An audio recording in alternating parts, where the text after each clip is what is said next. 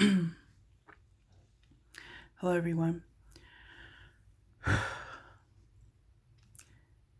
going to try to keep my thoughts organized during this video because I've been getting so many messages that I can't really keep up. But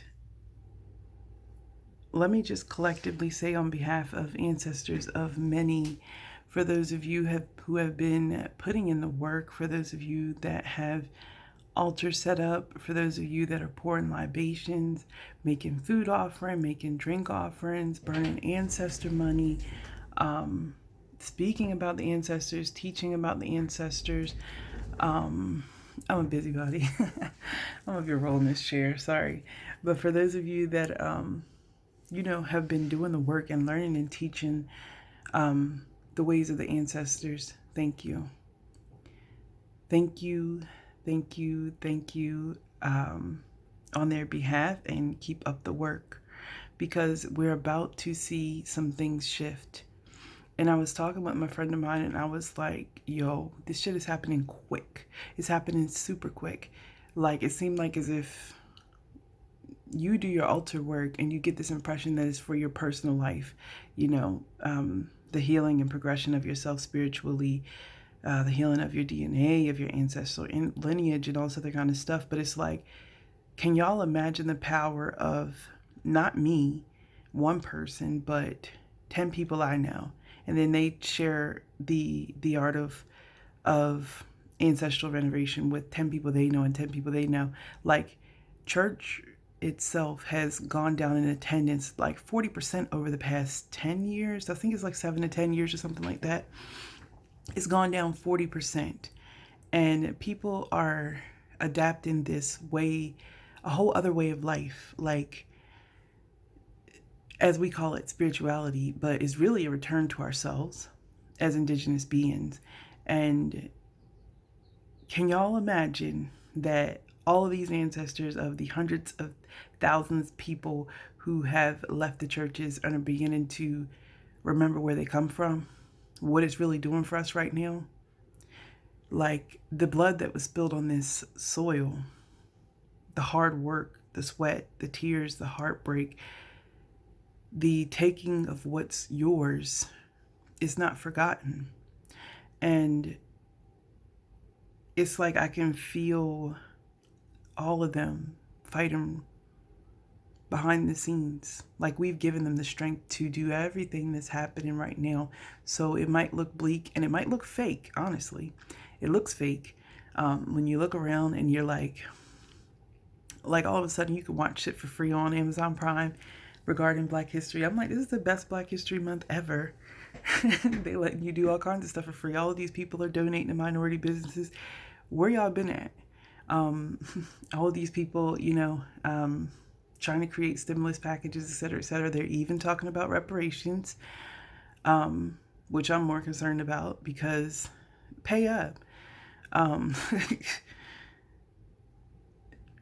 But more importantly, it's the idea of wholeness. Like, keep your eyes open.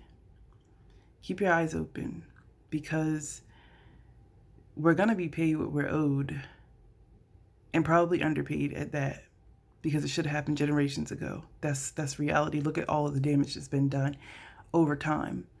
I heard somebody talking about the Willie Lynch letter and how it was psychology, and it wasn't just psychology for slaves. It was psychology for the entire American public. And you don't see it until you look generations down the line that we've all been taught that way, that the information in that book that was given was made to control people like you would an animal, where you don't even need to put it on the chain. And we've all been taught that. And if you don't believe it, look around with this COVID shit and see how everyone's wearing a mask in the middle of summer for something that was supposed to be dead in 80-degree weather, right? And people, people are revolting and starting to say, hey, this shit doesn't make sense. But it doesn't take much to control us psychologically because it's been done over time. We've been conditioned in school, you've been conditioned in church, you've been conditioned at home. It's been going on for generations. So we all collectively have a lot to wake up from. And I mean a lot to wake up from and a lot to undo. But it isn't as difficult as it seems. And so for all of us that have been doing the work, I hope y'all are continuing to do the work and keep the faith, because things are really about to shift. And I'm excited, and I've been perfectly calm and continuing to do the work. And also, you know, we're in retrograde season, but we're also like experiencing some major eclipses this summer. So do extra work with those eclipses. And stay on top of your altars, like stay on top of your ancestors. As a matter of fact, some of y'all need to make petitions about what it is that you want. You need to do some road openers, some spell blocking, other way around. Remove blockages. You don't want to block the spell. You want to remove the blockages out your way. You want some road openers so that you can receive these blessings. Because some people are years into ancestor veneration, years into their spiritual journey, years into evolving the inner self. And so we have less blockage for what we're about to receive, for what's coming our way. But for other people, let me just keep talking. Technically, I'm supposed to be working, but we're having technical difficulties, so I'm still getting paid, but ain't nothing happening right now. The other thing, and I was going to make it a separate video. You know what? Maybe I will. Yeah, let me do that. I'm going to make it a separate video.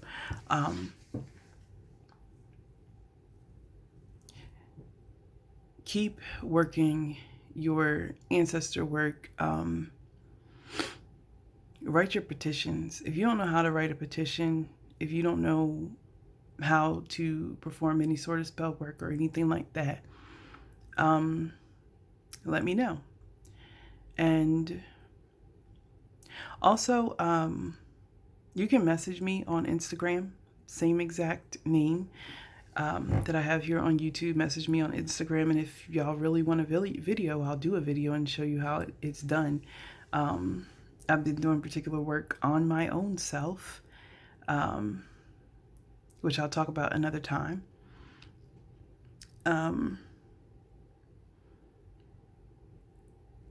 But yeah, if you've been doing ancestor work, payback is coming. The results of your work is coming. So keep the faith.